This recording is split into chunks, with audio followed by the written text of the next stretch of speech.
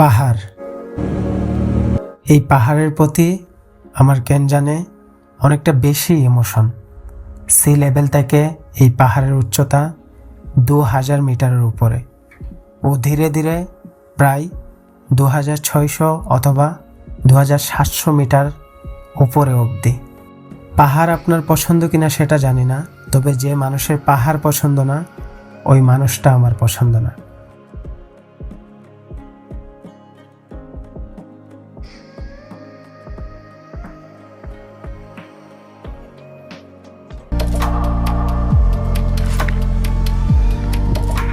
রোদ নাই তেমন একটা বেশি, তারপরও মাইক্রোবাসে ওঠার পর একেবারে সিদ্ধ হয়ে গেছি। নাহার ইব্রাহিম আসছি, তো এটা হচ্ছে একেবারে মেইন রোডের সংলগ্ন একটা ব্রিজ। নাহার ইব্রাহিমের মেইন রোডের সংলগ্নই পুরাতন একটি ব্রিজ। এই ব্রিজটা থেকে খুবই সুন্দর এবং মনোমুগ্ধকর ভিউ দেখতে পাওয়া যায়।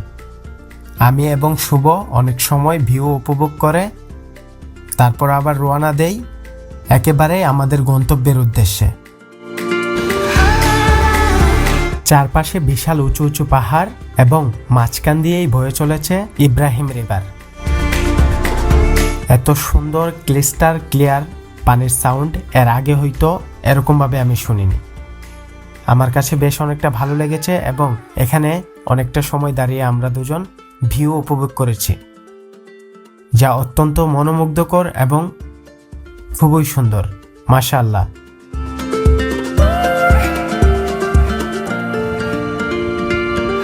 ওয়েদারের অবস্থা আলহামদুলিল্লাহ ভালো। আমরা ইয়াসোস পৌঁছালাম, তবে এখান থেকে যদি আমরা আপনার ইয়াসোস যে ওয়াটারফলস আছে, এটা একেবারে যেহেতু লেবাননের এডেম জেমস অথবা একেবারে হিডেন একটা প্লেস, অনেক লেট হবে এবং হেঁটে হেঁটে যেতে হবে।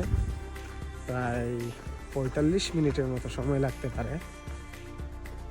লেবাননে এরকম এত সুন্দর সুন্দর জায়গা আমি আমার নিজ চোখে দেখেছি, যেগুলো আসলে একেবারে স্বপ্নের মতো সুন্দর প্লেসগুলো। আর এখান থেকে যে একটা ভিউ আপনি দেখবেন, মাশাআল্লাহ।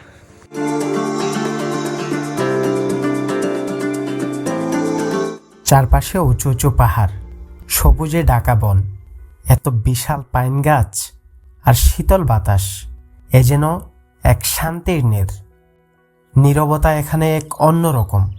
শুধু পাখির কিচিরমিচির মিষ্টি ডাক। এই জায়গাটায় বসে মনে হয় জীবনের সব ক্লান্তি, সব দুঃখ কোথায় যেন হারিয়ে গেল। ইয়াসোস শুধু একটা জায়গা না, এটা একটা অনুভূতি, একটা শান্তির ঠিকানা।